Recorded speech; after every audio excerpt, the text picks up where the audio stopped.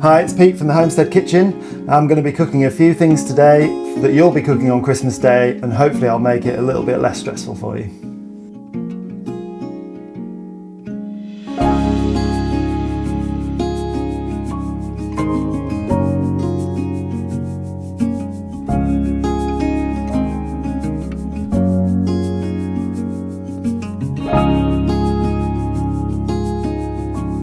Right, so I'm going to start with the main event, the turkey. So I've got a turkey here. This is about a 5 kilo turkey. I'm just going to take this apart because I think that it's very, very difficult to get the legs and the breasts cooked exactly how you want, and it's all in one piece. So I'm going to show you a way to take the legs off, cook them separately, make a fantastic gravy with that, and then cook the breasts perfectly so you've got the best of both worlds. So we'll just start. You just cut the string off of the legs, and then we're just going to take the legs off the side. So you just make a little cut on each side and pull them away from the body. So you can just pull them down, turn that over, and then it's very easy then just to cut around. And you just pull the bone joint out and it's an easy cut onto the side. So there's one of your legs off straight away. That's nice and simple. So the second one again, you pull that right up and that bone there, that just comes out, and then you make an easy cut on the back of the turkey, and then that's your second leg. The wings, take these off as well because these are going to flavour your gravy. So again with the wings, so if you pull them out, right out like that, you make a small cut down there and then just dislocate that bone, and then it's easy then just to cut the wing off. And then the same on the other side. So again, you just make a small cut in there, push the wing down, the bone comes out of the joint, and then it's an easy cut along the side. So you've got your wings and your legs separate. And there we're going to braise them, and we're going to make a fantastic gravy for that, and it makes you get really good flavour from that. So then you've got the crown, and then there's just this piece on the back. So this piece, if you just get a knife and run it down the bottom of the crown, and then you just bend that, and it just breaks off really easily.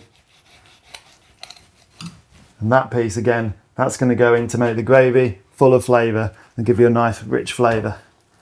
This little bit of skin off the front, I'm just going to take that off there, and then that's your crown ready to go in your dish. And I've got the roasting dish that we're going to roast that in there, and we'll sit that in there and we'll get that in the oven shortly. So with the pieces of turkey that you've got, so you've got this bottom piece, that'll just go in whole. These winglets will just, again, just make a little cut in there, and then you can just dislocate the bone there, and then it just makes it a nice easy cut there for you. So you've got two separate pieces of wing. Again,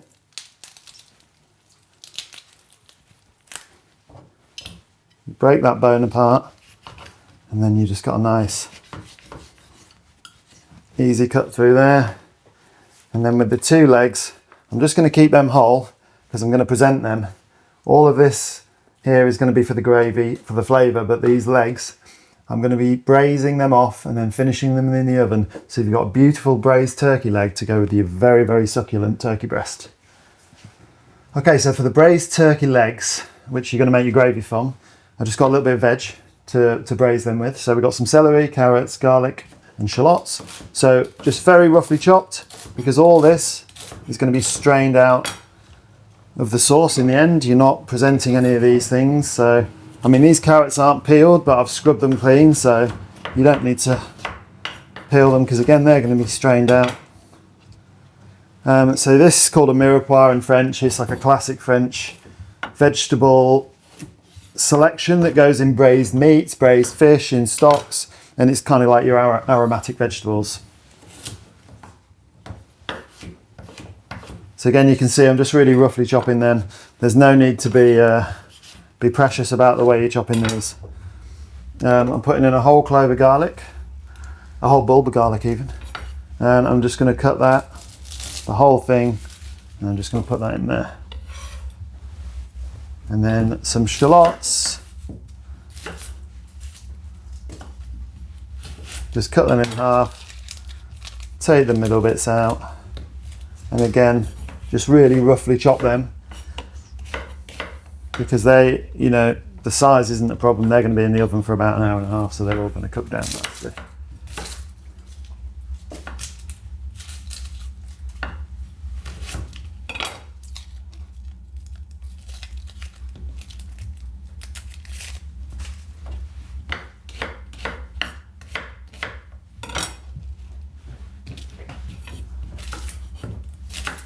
So for this, I've got 3 shallots, 2 large carrots, 2 sticks of celery, and 1 bulb of garlic. So I've got some herbs from the garden. We've just got some rosemary. So I'll have a couple of sprigs of rosemary in there. We've got bay leaf, a couple of them in there, and then some nice thyme as well.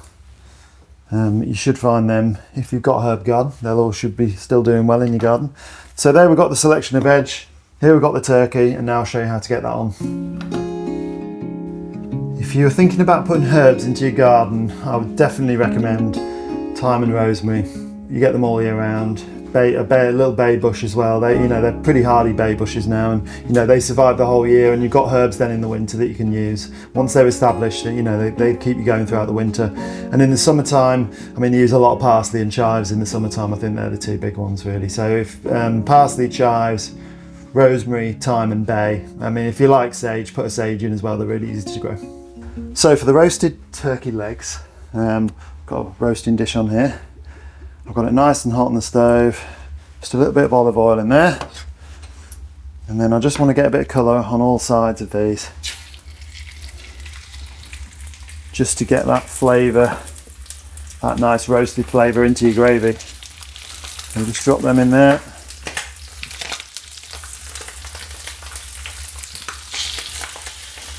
And just when you are cooking, and you're cooking meat in a pan and you want colour on the meat, just leave it in the pan without moving it for a while. Quite often people try and move it too quickly and then it sticks to the pan. Usually when you put a bit of meat in the pan, it sticks straight away. But when you give it a little bit of time, once it caramelises, then it releases really easily. Okay, so you just want to make sure you've got that nice golden colour on each side. You see they come away nicely.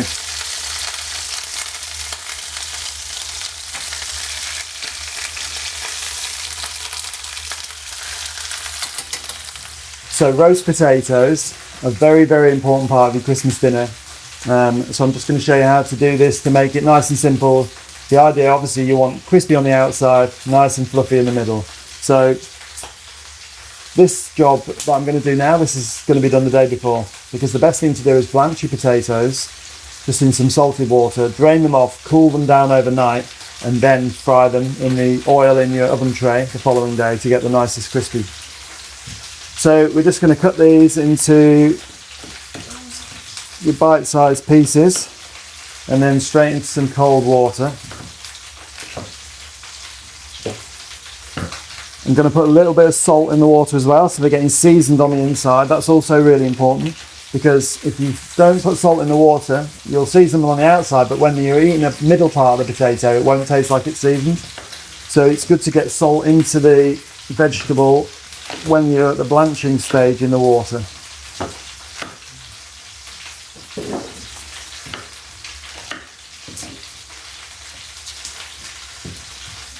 And this, again, a job that just makes it so much easier if you do it the day before, because then they're just ready to chuck straight into your roasting tray, into your hot beef fat, and then you just get the perfect result on Christmas Day. So we've got that, it's nice and full. I'm also going to be putting some salt in there, so we've just got some sea salt, a good amount, because you remember this water's being drained away, afterwards, so you're not going to get all that salt into your potatoes. And then we're just going to get them on the stove. I'm going to bring them to the boil, simmer them for 5 minutes, and then drain them into a colander very gently. You don't want to just tip them out really heavily into a colander because you'll smash all the edges up. So actually it's quite a good idea to get a slotted spoon and just lift them out onto a little rack to drain off.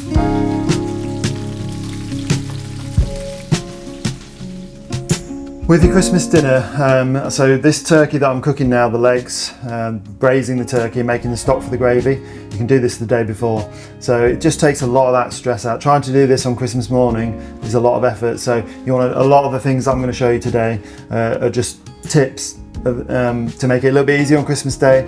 So you can cook your turkey legs in your gravy the day before, you can blanch your roast potatoes the day before. Even your Brussels sprouts, you can get them blanched and iced down in cold water the day before. Just helps you take the stress away on Christmas Day. Right, so we've got some nice colour on this piece of turkey now. You see that really nice golden colour on all these pieces. And then we're going to add our vegetables in there now.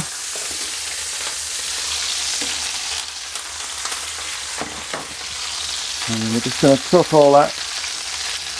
Let all those vegetables get a little bit of colour on those onions, carrots and celery as well.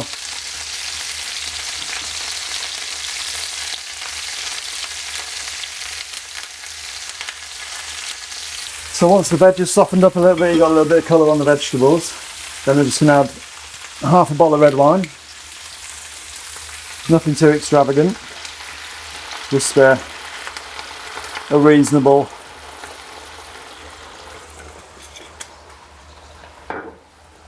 and then we'll just let that red wine reduce down by half, and then we're going to add it to our casserole dish, ready to go in the oven. I'm going to put this in the oven for about 1.5 hours. Obviously it depends what size your turkey legs are to how long it's going to take, but really the test is if you've got like a cake tester, the little needles, if you put it through the centre of the turkey leg and it goes through and comes out really easily, you know it's ready. If there's any resistance at all, you need to go back in the oven. So once we've reduced that wine down a little bit, I'm just going to transfer these turkey legs now into a casserole. This is filled with veal stock, and this is going to be the base for your gravy. The veal stock, obviously we get some very good veal stocks. The pouches you can buy from the supermarkets are excellent. Just make sure you use plenty, because it's going to take, you're going to reduce it down quite a lot in the end. So I'm going to say for the amount of liquid that I've got there, I'm only going to get about 1/3 of the amount of gravy out in the end. So if you are using veal stock, which I definitely recommend because you get much richer gravy, you definitely want to make sure you've got plenty.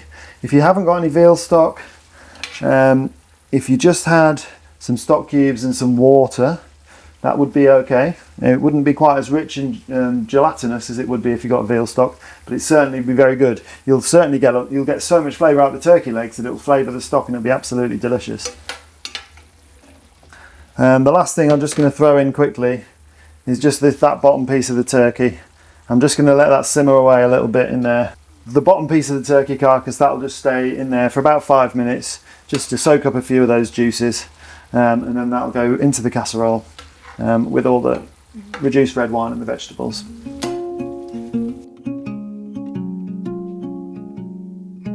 So then a lid on, and then you just want that in a medium oven. I'm putting it in the bottom Arga oven, and that'll go in there for about 1.5 hours, and that, hopefully when it comes out, the stock will be a great gravy and your turkey legs will be super tender and delicious on Christmas Day.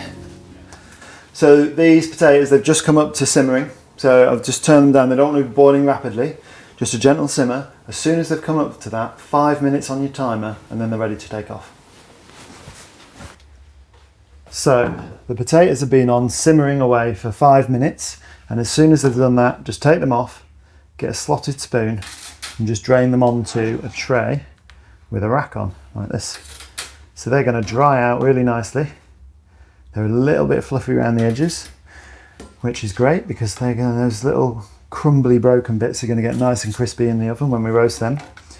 So these, you can do these the day before or even 2 days before, because they will keep perfectly well in the fridge, or somewhere really cold, even in the garage. I mean, you shouldn't really ever say put stuff in the garage, but you know, they're just potatoes and they're going to go back in the oven at 200 degrees. So there we have them. You can see they're just really nice and crumbly at the edges, which means you're going to get a really nice crispiness. So just let them cool down to room temperature before you put them in your fridge, and then they'll be ready for Christmas Day. So for the turkey crown, we've just got that in a tray by itself. I'm going to keep this really simple because all I want with this turkey crown is a perfectly succulent piece of cooked turkey. I'm not trying to add too many flavours here. That's all gone in the gravy. That's where I'm putting all the flavour into the gravy. All I want is a beautifully cooked, juicy bit of turkey. So I'm just going to get some melted butter in a pan.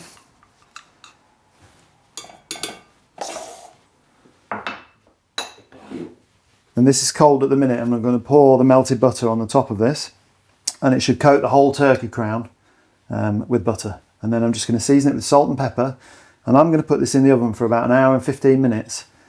And then I'm going to check its temperature. What I'm after really is 65 degrees in the thickest part, and then I'm going to take it out and leave it to rest. So I know it sounds like a short amount of time I'm cooking that for, but it's not actually. Once you've taken all the legs off and all the carcass off the back, it's not actually that ginormous piece of meat. So I'll start at 1 hour and 15 minutes, and then if it needs a bit more to get it up to 65, may go up to 1 hour and a half. Right, so I've got about half a block of melted butter, and then I'm just going to spoon that all over the turkey, get it nicely coated.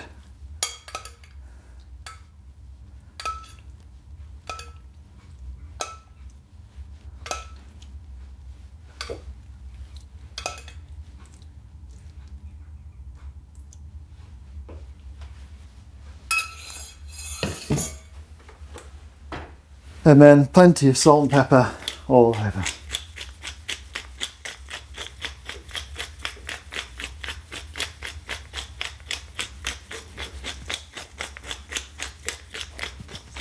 And you have to remember that when you're seasoning a piece of meat like this, the seasoning is not getting to the inside, so you can always have plenty on the outside because you're only getting a tiny little slice of the outside, but you're getting plenty in the middle.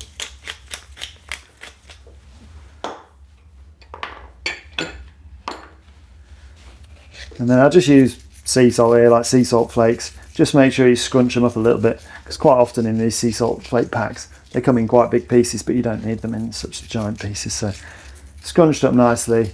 And then we're going to give that 1 hour and 15 and check it to make sure it's got 65 degrees in the centre. We'll put that in the oven now.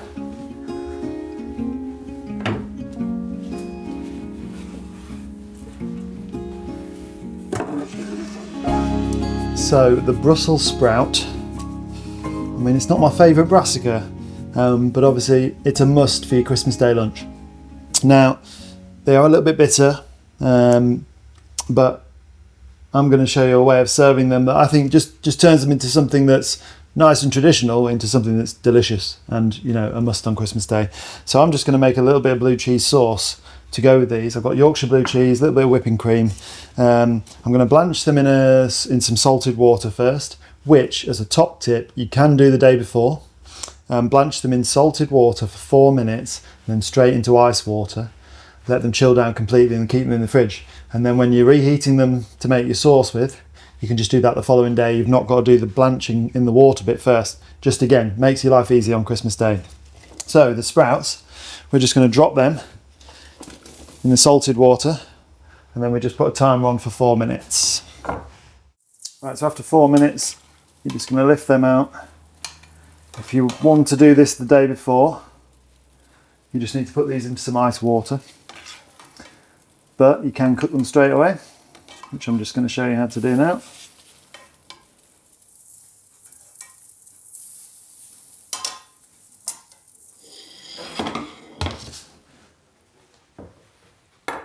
So into your frying pan, you just want a gentle heat for this. You just want a small knob of butter, and you just want to let that melt until the sound's gone, really, until all the liquid is evaporated out. You can start it off on a higher heat, but just don't let that butter burn. You just want to get that to a nice, just a very, very light golden colour. until all that sound has gone away. You can hear that sizzling in the pan now. Once that sound's disappeared, it's ready for your sprouts to go in.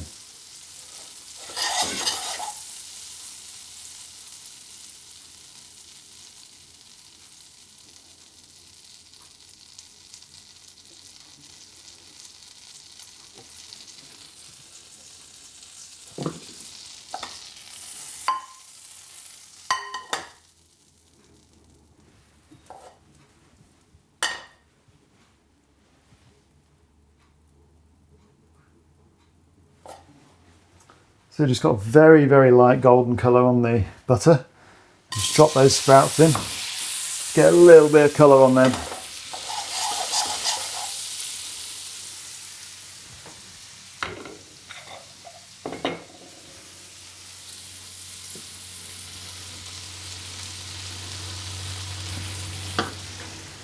And get some pepper in there.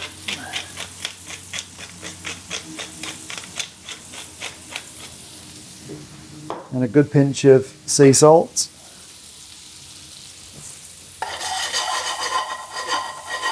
Just roll them around, get all that butter coating those sprouts.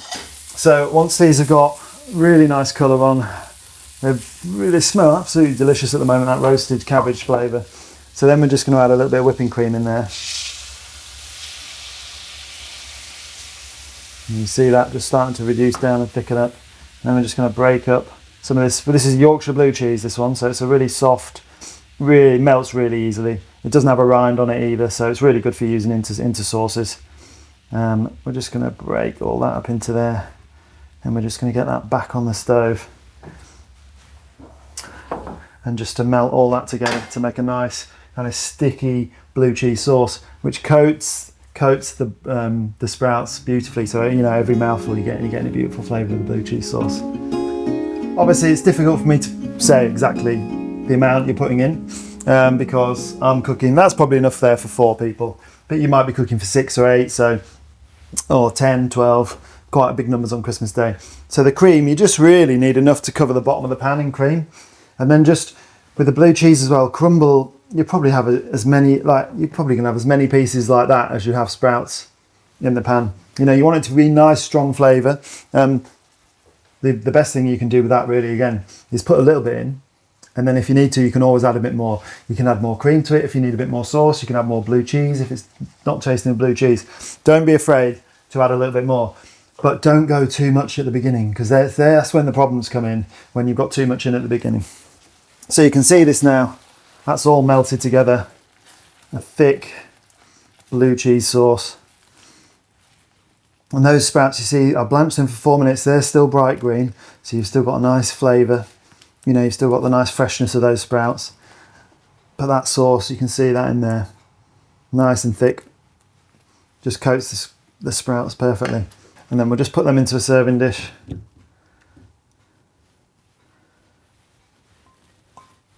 Make sure you get all of that sauce in there. And that, for me, in my opinion, best way to eat sprouts on Christmas Day. So roast potatoes, so these are now cold, they've been in the fridge, or you could have done them the day before, which is fine. They're a little bit ruffled around the edges, which is great. So I've got a nice hot roasting dish on the top. I'm going to start by just melting some beef fat and getting it nice and hot in there. You don't have to use beef fat, you can use a vegetable oil, but just if you are using vegetable oil, you don't want to be using olive oil or good olive oils. You really just want to be using something very plain like a sunflower oil, or really plain like cheap rapeseed oil. The other thing, olive oil just gets a funny flavour once you get it at a certain temperature, and we want very high temperatures here, so beef fat's really good for that, and also plain vegetable oils are really good for that.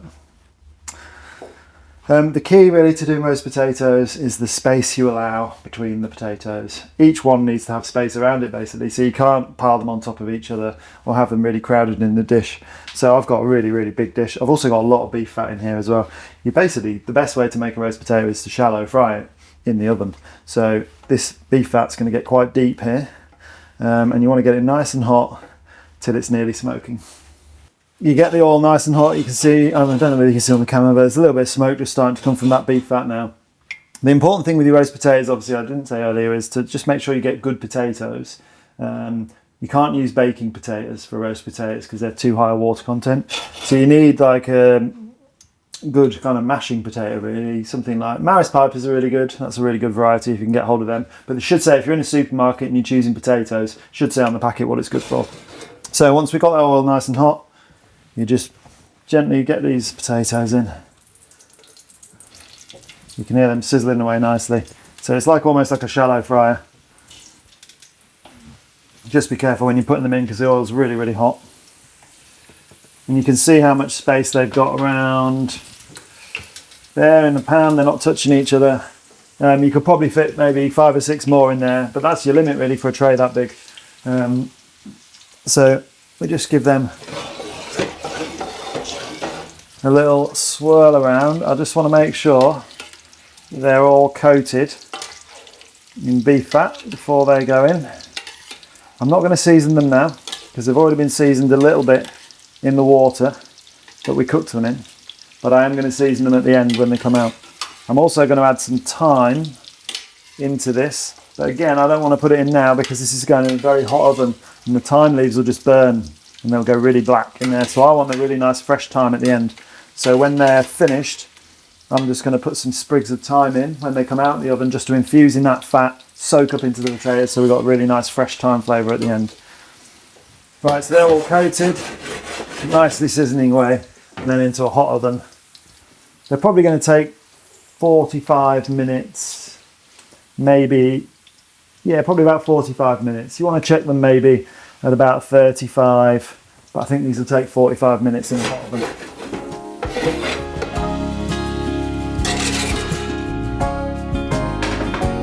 Right, so cranberry sauce is obviously the traditional condiment to serve with your turkey. But I've been obviously thinking about the fact that all cranberries come from North America. It doesn't seem anything that's particularly sustainable. There's a lot of food miles going on there for a little bit of sauce to go with your turkey. So I thought about using fruits that we can get locally that we can save for Christmas Day. So I've got some damsons, which we got from Bottom, which is just down the road from us. They've got an organic farm there.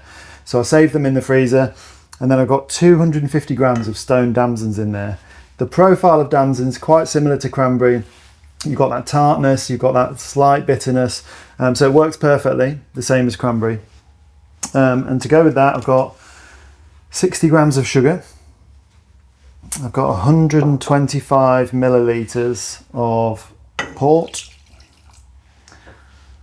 I've got 1 star anise, and then I'm just going to use the peel, a couple of peels of orange. Now, once I've peeled that orange, I'm just going to take a little bit of that white pith away from there.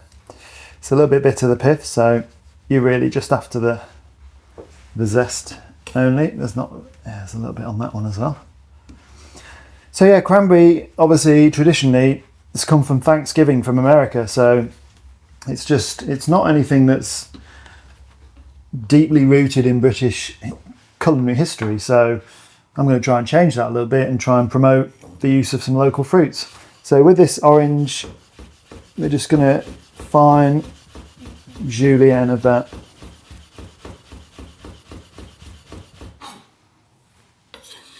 And that's probably enough actually, just like a kind of a large teaspoon's worth really. And we're just going to put that into there. And then that just goes onto the stove and reduce that down until it's the consistency that you want from like a condiment sauce. And then that's ready to serve with your turkey on Christmas Day.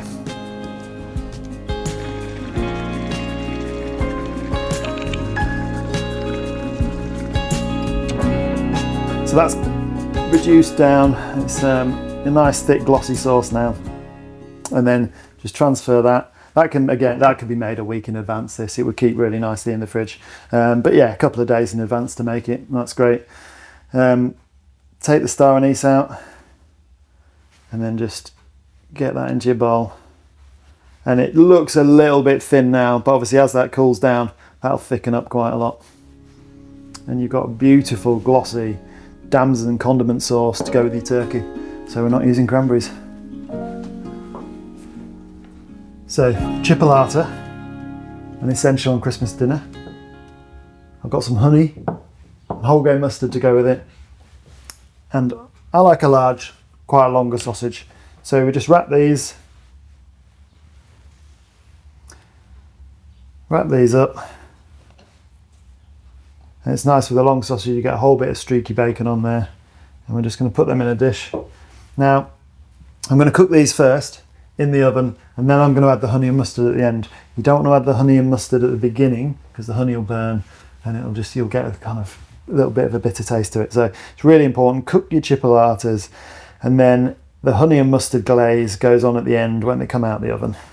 And then you get an absolutely delicious chipolata sausage ready for your Christmas dinner. So I'm just going to use one of these sausages per person. I think that makes it easy. And then when they come out the oven, I'm probably going to use a tablespoon of mustard and a tablespoon of honey just to glaze them at the end. These can all be rolled the day before, sausages and the bacon. So if you want just to make your life, especially if you've got a lot of people, getting these jobs done the day before is really, really good. And then all you've got to do is put the tray in the oven, cook them, and put your honey and mustard glaze on at the last minute. And then, it's a nice easy job to do on Christmas Day. If you've got a lot to do on Christmas Day, I think you can buy these ready rolled with bacon nowadays from the butchers, probably even from the supermarket now. Perfectly delicious to do that. But I think these look super smart, these on your Christmas dinner. So just drizzle a little bit of olive oil onto them, just to stop them sticking in the bottom of that pan. And then we'll get them in a hot oven. They'll probably take about 15 minutes in a hot oven.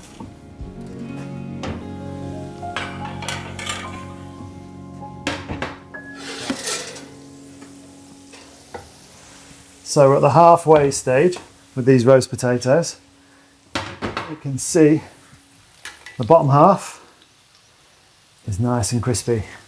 So what we want to do, we just want to turn all these over to make sure that we're getting them crispy on all sides. You probably want to do this a couple of times during the cooking because potatoes have got more than two sides.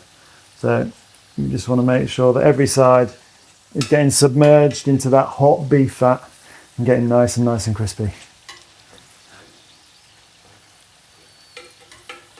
But I mean, just look at the colour of that. For the golden crispiness on that one, it looks absolutely fantastic.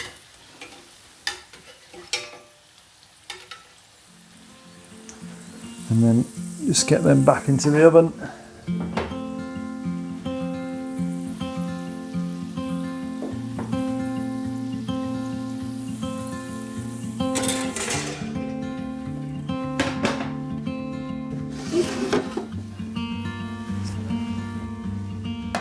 So the turkey's out of the oven.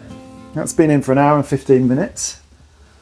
I'm just going to let that rest for a tiny bit. I've taken the temperature and it was 66 degrees, so that's perfect for the inside of that. But you want a little bit of resting time on there now. Just give that 5 or 10 minutes. It's very, very hot to handle at this point. So if you just give it 10 or 15 minutes, it's not going to cool down on the inside. It's going to stay nice and warm. Just makes it a little bit easier to handle. Also, any juices that are going to run off it now are going to run away. So then when you get it on the chopping board, it's going to be a bit easier to handle. So that turkey's had a little bit of resting time.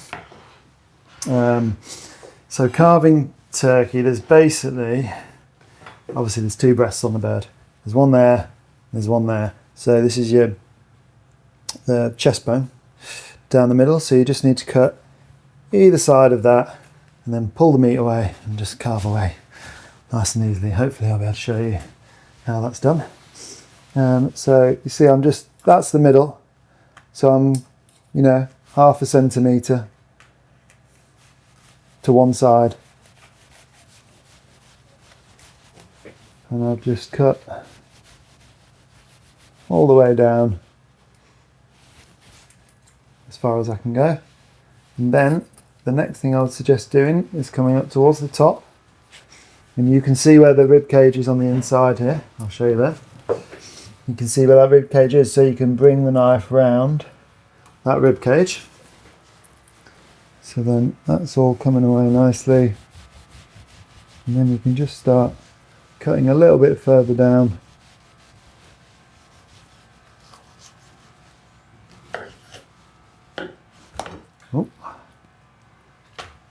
And then we've got one breast off. Just get that onto that plate. And then, so the same with the other side.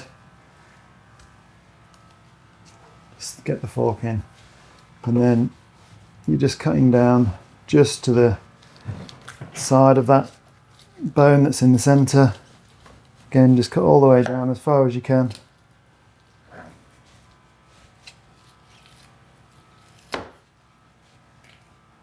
And then come to the back. And then just cut away from that rib cage. So the knife just goes around the rib cage. You see where the knife's gone there? Just around that rib cage. And then it should just come off nice and easily. So get rid of that. Into there. With nice succulent, still nice and moist in the centre. You can see there's loads of juices still in there. And then for cutting your turkey, get it flat on the board like this. And then just into some nice slices across like that. Same with that one. Just going to cut that into some nice slices across.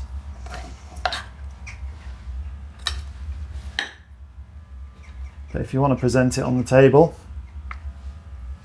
I think it's nice just to put, you can get the two breasts like that. You can have your chipolata sausages in there. You can have your two legs sticking up the side. You want a nice centre feature of the table. I think it's easiest to certainly take it. Okay, if you want to carve at the table, it's fine. You know, it's a bit of a tradition, isn't it, carving at the table? But I think, you know, for ease, it's definitely better to do it in the kitchen. Definitely gets a bit messy at the table. So if you do have any leftover turkey on Boxing Day, you can use it for a couple of things. I quite like cold sliced turkey with some chips and a bit of that leftover Damson condiment. I always think that's a nice, easy Boxing Day lunch. If you've got a bit of leg meat left over, you can pick it down. You can make like coronation chicken style, but with turkey leg meat. That's really nice, and you can even use the cold leftover turkey for that as well. I also think that's quite a nice thing on Boxing Day. Not everyone likes a big hot dinner on Boxing Day, so yeah, it's good. You always get plenty of meat with turkey. There's always plenty left over, so it's always good for a couple of days.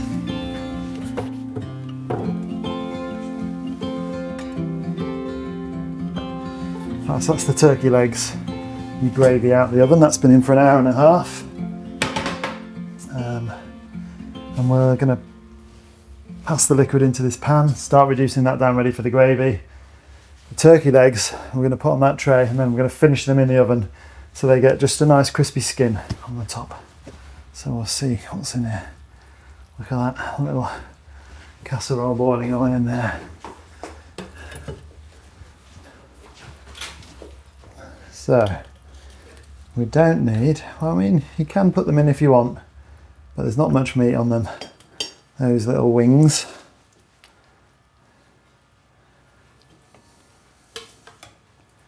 And there's also these little kind of wing drumsticks on a turkey, which are quite big. If you let them cool down and pick the meat off though, you should be able to get a little bit for some kind of turkey coronation mix the following day. There's not a bad amount of meat on those little bits. But this is what you're after. Your two nice turkey legs. They've just cooked down nicely. They're nice and tender now.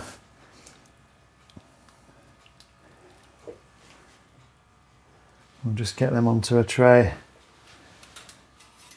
And you can do this the day before. And you can have all this strained off ready for your gravy. You can make your gravy the day before. These turkey legs can be cooked the day before, and then you can just reheat them in the oven on the day. But you've just got to make sure, obviously, if you've cooked something, a piece of meat the day before, you're getting that hot in the centre. Make sure it's piping hot in the centre the following day when you cook it on Christmas Day. So with the juice now, I'm just putting that through the sieve to get all this vegetables out. And then we're going to start reducing the liquid down, probably to about a third of what we've got here. And then we're going to just thicken it with a tiny bit of corn flour at the very end. But it should thicken up and go nice and dark because you've got all that veal stock in there that we put in there. And at the very end, we're just going to put a few more sprigs of herbs in just to get that really fresh herb taste in at the very end.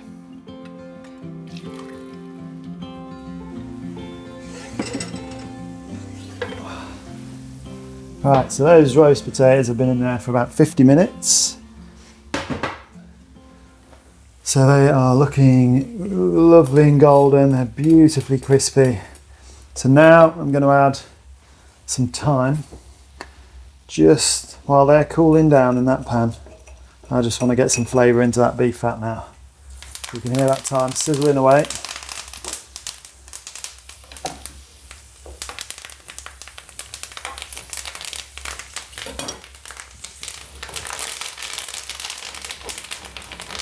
So that's you get a really nice fresh thyme flavour from that infusion now. If you put that thyme in at the beginning, you kind of lose the flavour at the end, you don't really get it, but you get a very, very intense flavour of thyme if you do it at the end like this. Seasoning with some salt. And I like to put a little bit of pepper on, some people don't, but I like it. So it's up to you.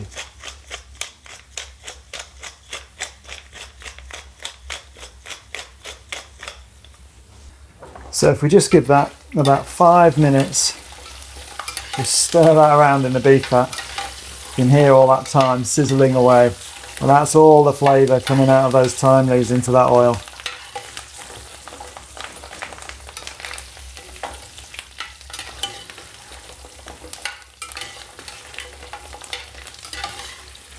And you can see the colour of those potatoes now. So once they've just infused with the oil a little bit, take them out, drain them in a colander.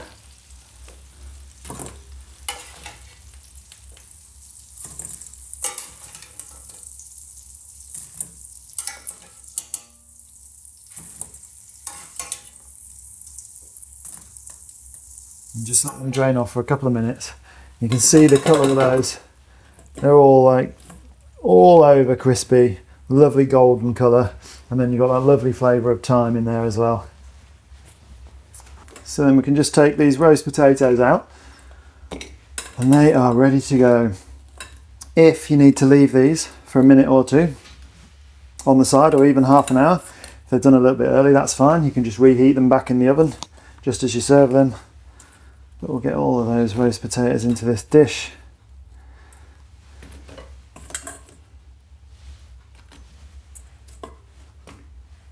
You can hear the crispiness of those potatoes. They are really, really, really nice.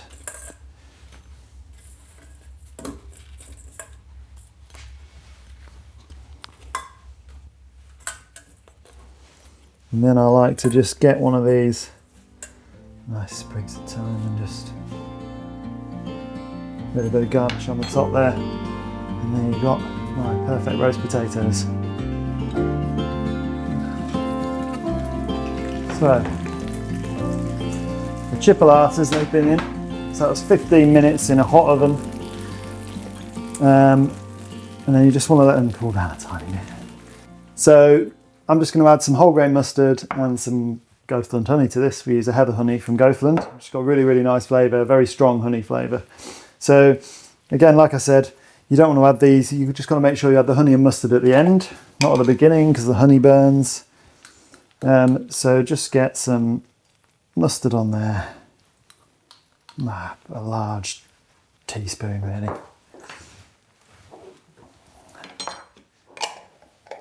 And then a good spoon of honey. This is a set honey because it's heather honey, so it'll come out in a nice big chunk. Just let that melt into the things and just gently make a nice glaze with all that sausage fat that's come out. Mix that with all the honey and the mustard and just get them nicely glazed.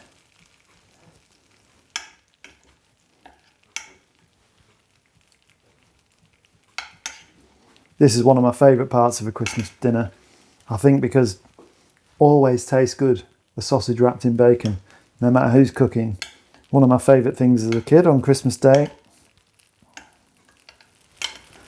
And then we'll just get a nice dish to put them onto.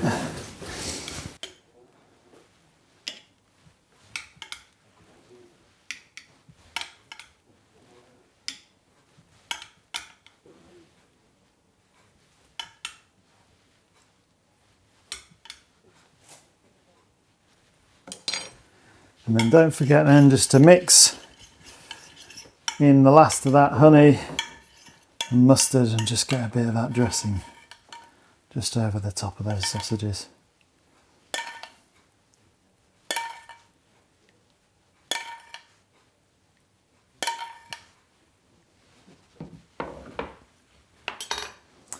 And that's then ready, looking delicious. Sweet, but that lovely sharp, you know, kind of spiciness of the mustard. Perfect to go with your turkey on Christmas Day.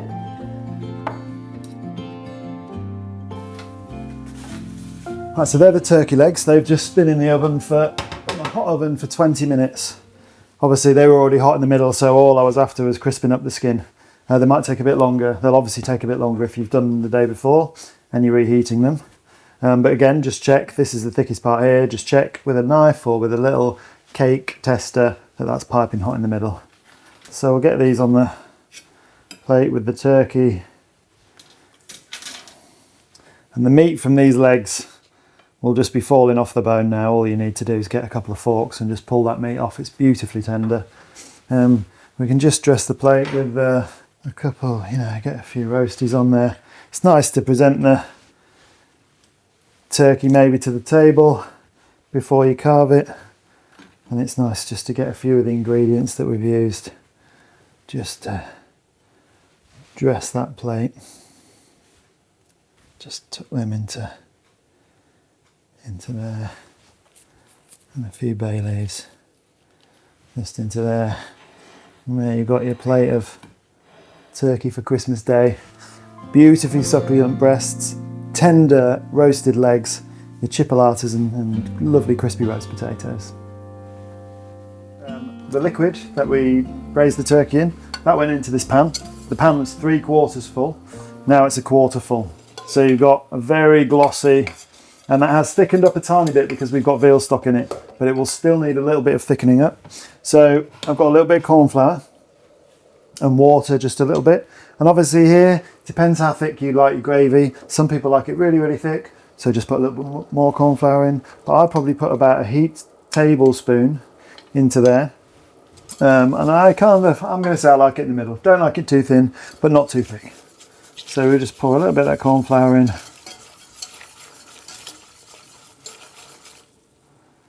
And then, yeah, a tiny bit more.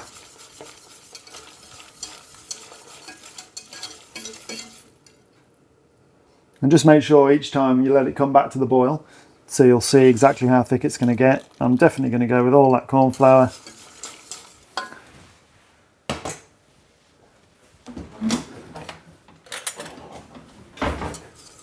And now I've got a really nice, thick, glossy gravy. And just give that a little taste. The really, really good thing about braising the turkey in that gravy juice is that you get a real taste of turkey in the gravy. When you're making gravies from other things, you just don't get the flavour. It's very difficult. You don't get the flavour unless you're putting some of that meat into the sauce. So it's a really, really good way to get a really beautiful gravy. I'm just going to add a tiny bit of seasoning to that, just salt, and then that's ready to go. So you can get that again. You can make the gravy the day before. It's in with the turkey leg. You can do that the day before. You can finish your gravy the day before and just warm it up. Makes it a lot easier on the day. And then we just get that into the jug.